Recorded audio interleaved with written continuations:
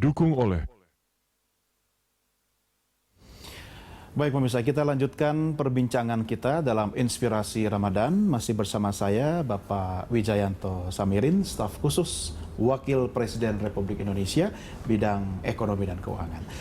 Pak Wijayanto, ini bukan karena Anda mendampingi Pak Yusuf Kala, jadi saya menyebutkan figur Wakil Presiden kita. Tapi saya yakin Anda dan pemirsa pun juga sudah paham betul bahwa sosok Pak Yusuf Kala ini adalah sosok pejabat publik yang bersahaja.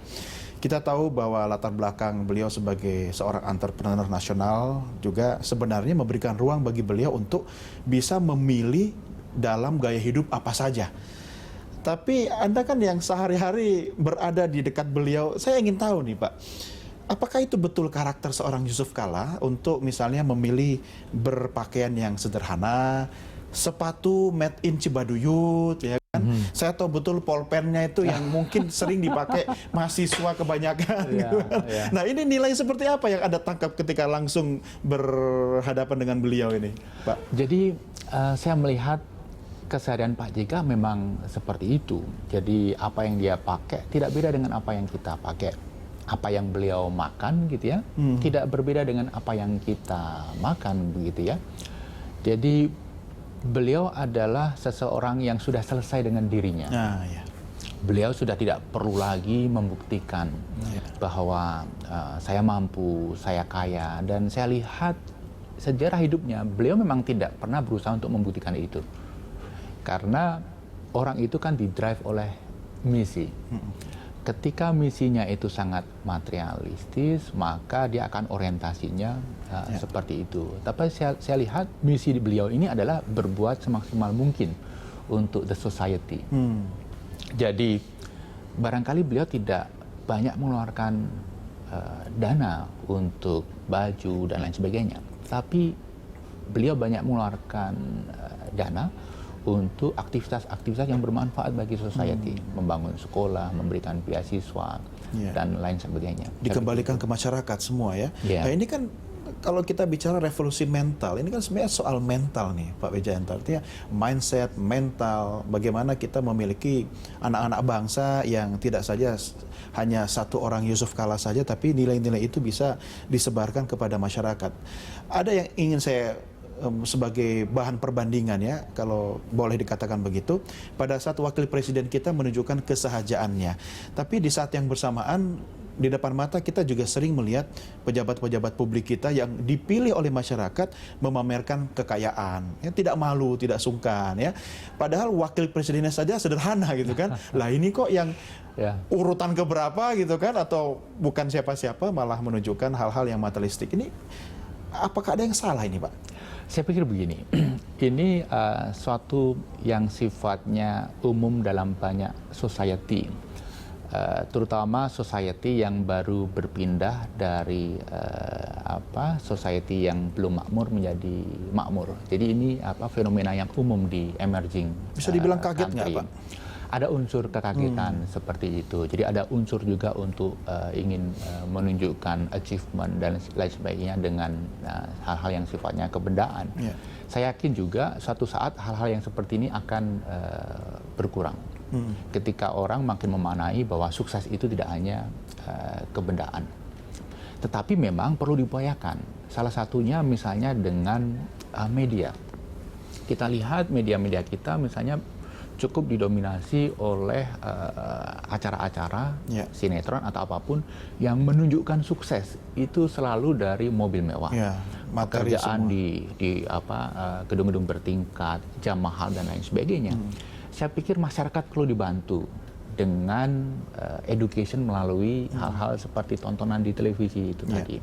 Pejabat publik ya seharusnya mereka menunjukkan bahwa mereka bagian dari rakyat, mereka harus membumi, bersikap proper gitu ya, sesuai dengan lingkungan sekitarnya.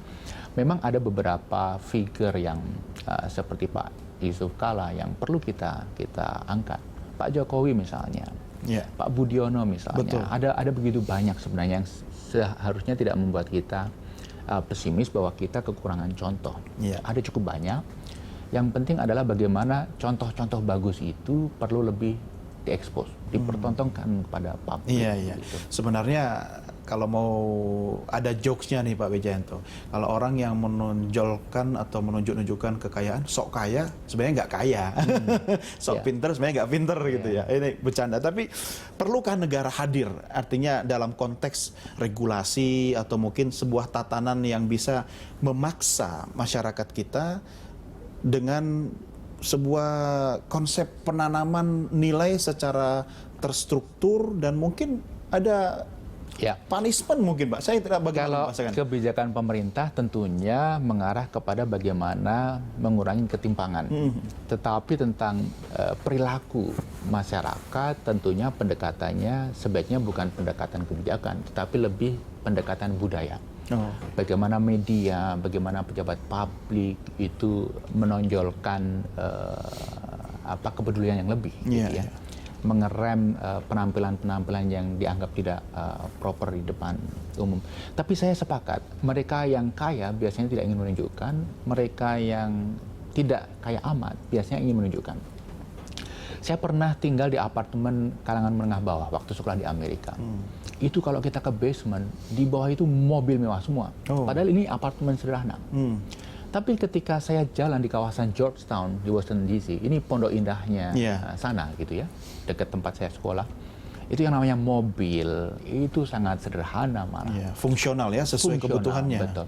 Artinya memang apa yang Anda sampaikan tadi ada benarnya juga. Ini menarik sekali kalau kita bicara dalam kekinian di bangsa kita, Pak Wijayanto, karena kan sebenarnya rakyat juga mencontoh, ya, harus ada figur teladan. Kalau yang tadi Anda sebutkan beberapa tokoh itu bisa menjadi inspirasi bagi masyarakat, tapi mungkin jumlahnya lebih banyak yang tidak bisa dijadi teladan gitu. Nah ini bagaimana nih Pak? Ya makanya kembali ini perlu gerakan budaya dan yang paling efektif kita mulai dari media. Misalnya daripada kita mengangkat tema sinetron yang menggambarkan sukses itu dengan hal-hal yang material, kenapa tidak kita lebih mengangkat sukses itu digambarkan sebagai orang yang berjuang, orang yang mempunyai achievement akademis, orang yang mempunyai achievement terkait dengan kesetiaan, loyalitas, dan lain sebagainya. Kita perlu belajar dari mungkin produk-produk film Jepang gitu ya. Bagaimana mereka lebih menonjolkan semangat juang itu sebagai suatu center of interest dari program-program mereka begitu. Ya, artinya kalau kita bicara soal juara itu bukan soal gelar, tapi mental juara ya, Pak Wijayanto ya. Betul. Yakinkah Anda dengan momentum Ramadan ini bangsa kita dalam kondisi perekonomian global sekarang ini kita bisa jadi juara dalam tanda petik sampai ke Idul Fitri nanti, Pak? Saya yakin ya, besar atau kecil, Ramadan ini pasti berdampak bagi kita semua. Positif tentunya, sangat positif. Apalagi selama sebulan kita digembleng untuk lebih peduli, untuk lebih mengasah kesalahan sosial, untuk lebih mengasah moral kompas kita supaya lebih peduli kepada hal-hal yang memang harus mendapatkan perhatian. Termasuk meningkatkan sense of crisis dari semua komponen bangsa kita. Kepedulian sosial. Kepedulian itu sosial. yang sangat penting. Ya. Iya. Apa yang bisa Anda sampaikan kepada pemirsa kita agar paling tidak mengambil satu hikmah ini dalam rangka memaknai bulan suci Ramadan sehingga semua orang bisa menjadi pemenang di Idul Fitri? Saya pikir begini, terkait dengan tema kita tentang ketimpangan ekonomi, kita memaknai Ramadan kali ini dengan mulai berbuat, dimulai dari diri kita sendiri untuk mencoba mengurangi ketimpangan itu, dimulai dari orang-orang terdekat, dimulai dari asisten rumah tangga, driver kita, tetangga kita, atau siapapun. Insya Allah kalau ini jadi gerakan massal, maka kita semua sebagai bangsa akan sangat terbantu. Ya, ini kita jadikan sebagai gerakan bersama, Pak ya. Iya betul, betul. Baik. Pak Wijayanto, terima kasih sudah berbagi inspirasi bersama kami. Salam buat keluarga. Jaga kesehatan, Pak. Pasti, makasih. PR tugas banyak dari negara, tapi tentunya bulan Ramadan ini bisa menambah nilai kebersamaan tentu bersama keluarga ya. Mari kita sambut saat berbuka puasa sama-sama. Terima kasih Pak Wijayanto. Assalamualaikum. Waalaikumsalam. Baik, pemirsa, demikianlah Inspirasi Ramadan kali ini. Dan kami ingatkan nanti setelah kumandang azan maghrib, Anda bisa kembali bergabung bersama kami untuk mengikuti Prime Time Talk yang akan mengangkat tema Tuntas Sudah Sumber Waras. Saya Doni The Kaiser, terima kasih. Assalamualaikum warahmatullahi wabarakatuh. Sampai jumpa.